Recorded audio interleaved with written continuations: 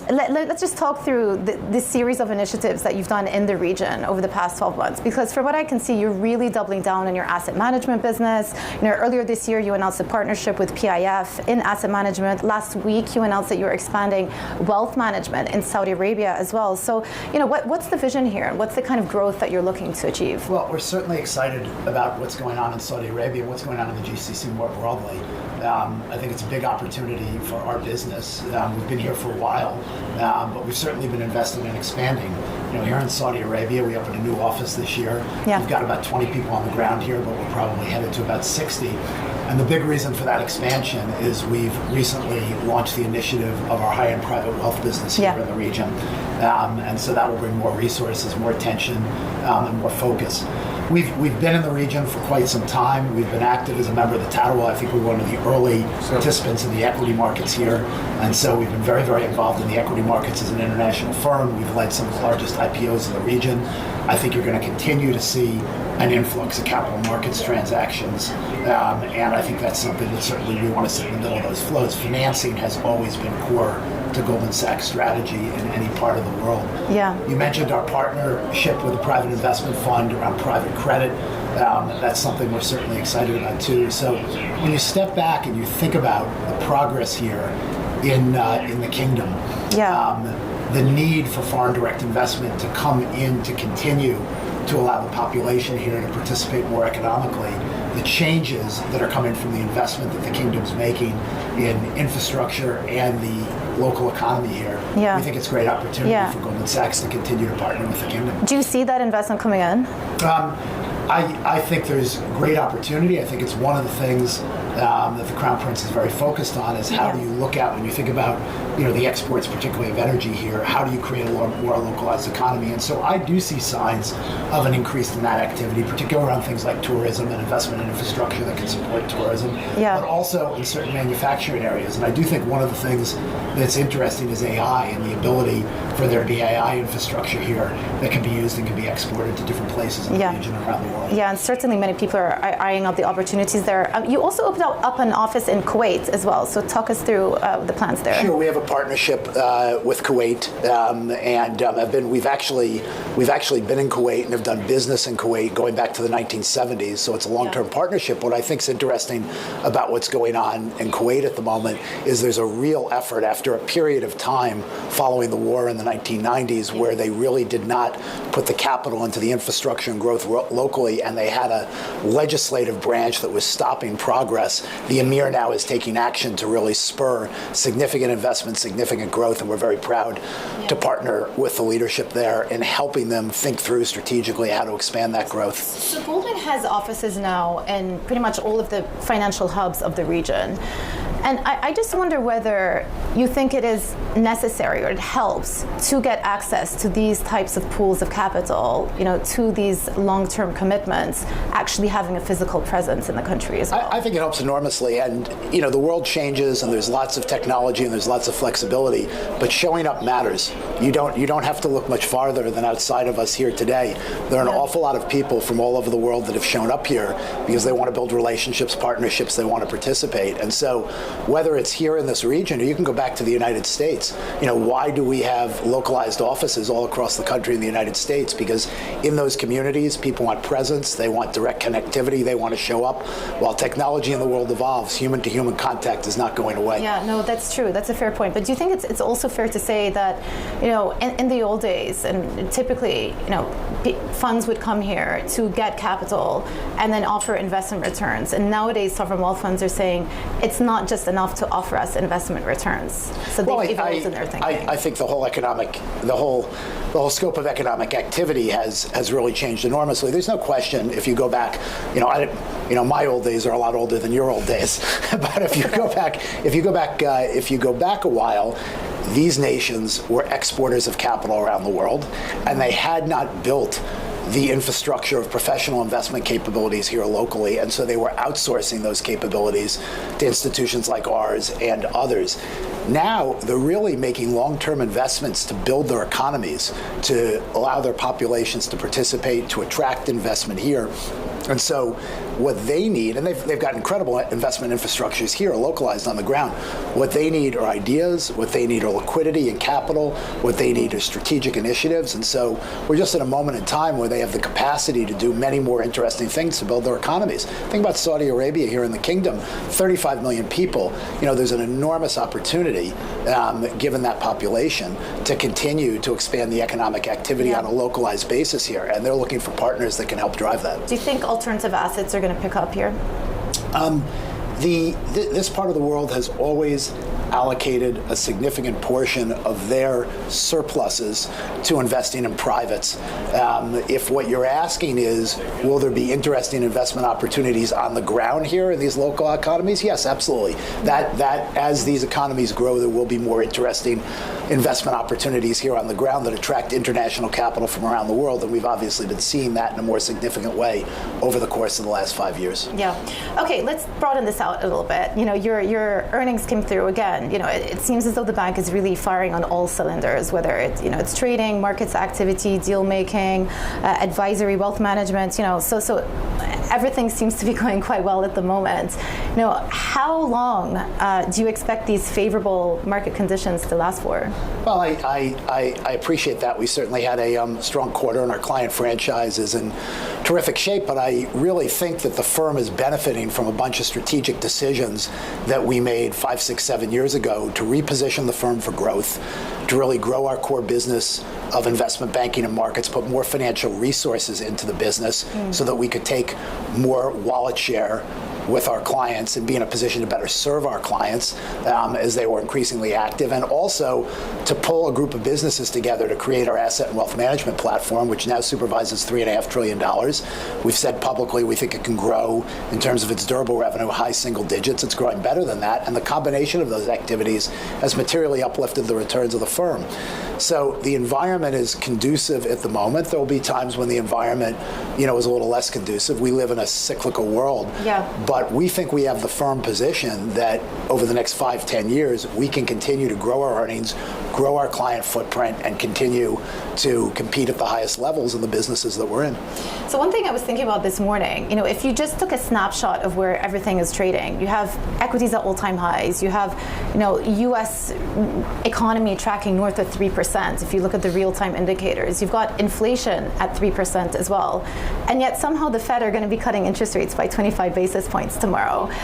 Do you see this as the beginning of a sequential easing cycle, or just more of an insurance cut? What I would say with respect to the Fed is the Fed, will cut rates tomorrow, and then we'll see. I know the consensus is you'll get another cut before the end of the year, but the policy rate has been higher. I think they're looking to move more toward neutral, and so we'll take a step in that direction. But I think the Fed always is an observer of what's going on in the real-time economy. The real-time economy can shift very quickly. At the moment, I would say the U.S. economy is in quite good shape, but I wouldn't jump forward.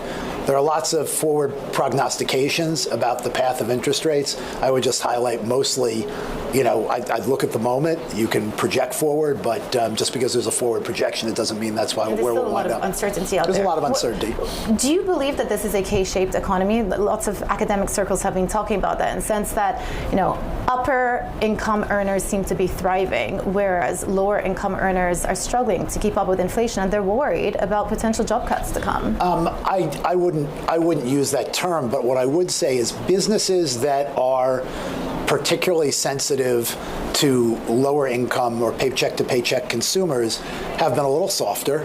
And I would say, consumers that are paycheck to paycheck feel more pressure in an environment with 3% inflation.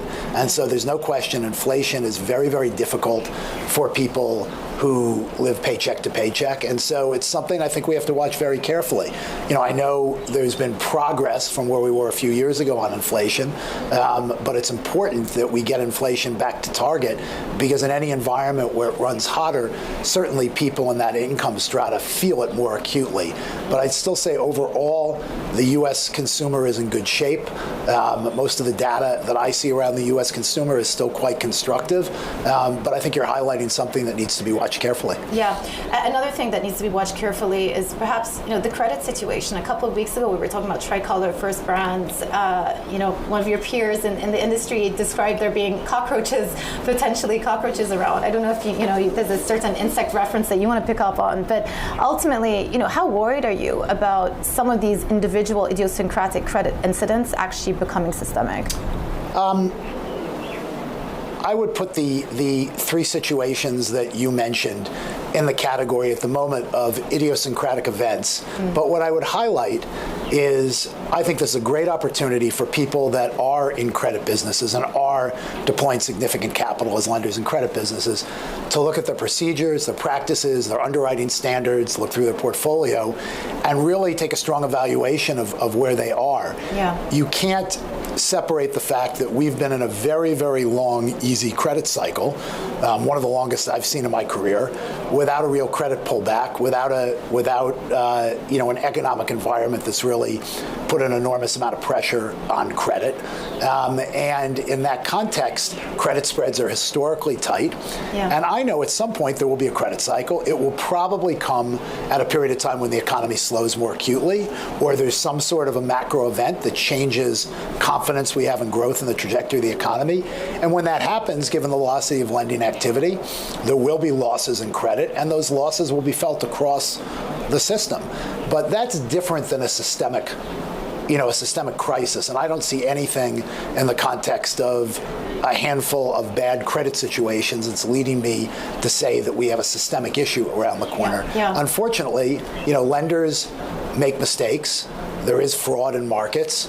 And that's something that as lenders we all have to try to protect against. But we should not be fooled by the fact that this is a very robust credit environment. Credit spreads are tight. And when we do have a cycle, which probably will come when there's an economic slowdown, there will be losses, and we'll feel that across the economy. Yeah, and that's trickling down to private credit as well. We spoke about that a year ago, I remember. And I just wonder whether you think the easy money, so to speak, in private credit, those days are behind us now, just because of how much interest there's been and how much spreads have compressed there. I don't think about, when I think about lending, I don't think about easy money. Lending is an activity, whether it's private credit or it's banks lending activity. Lending is a through the cycle activity. There's no question when spreads are tight, you actually earn lower relative returns. But the real alpha for credit market participants comes in the tough cycles when you have to restructure credits. You have to have more conviction to enter credits because you can earn higher returns. And so the real alpha in long cycle credit investing comes from being able to manage not just at times when credit spreads are tight, but also when there's a difficult cycle. And so, I don't think about it as easy money. If you're a lender, you participate, and you hopefully have good underwriting standards, you take good reserves, and so when there is economic pressure and there are losses, you can smooth through the cycle your returns to a reasonable place. And that's what good lenders do. Okay, so we've talked about equities, Fed, the credit. Let me ask you about the dollar. The dollar, is down almost 10% year to date. It has been a challenging year for the USD. People were questioning this theme of U.S. exceptionalism. Do you worry that the U.S. is perhaps somehow losing its relative status? I don't. I think U.S. preeminence, especially from an investment perspective, is a theme that's still firmly in place. That you can walk around here and talk to capital allocators that are here from all over the world, and they're not fundamentally changing their allocation, across the globe. And if you think about what are the more interesting places in the world to invest at this point in time, the U.S. is still at the top of the list and is the largest, most important economy, the largest, most important tech innovation center in the world. I think that's firmly in place. The dollar has been softer this year. There are a variety of reasons for it, but a perspective would be it's certainly much stronger than it was 10, 15 years ago when we saw, for example, $1.40 euro dollar. So everything's got to be put through a longer term lens when you think about the dollar, but I don't worry about the U.S. and its preeminence as an attractive place to invest, the growth in that economy, the tech innovation ecosystem, I think the U.S. is in a pretty good place. Okay, David, I've got to round up asking about AI and sort of how you're incorporating it into your bank operations. Are you seeing efficiency gains there? Sure. This is an enormous opportunity for every enterprise in the world, and I think it's one of the reasons why I'm very excited about growth in the world over the course of the next few years, because I think the productivity opportunity for enterprises, large, even to very, very small businesses, is enormous.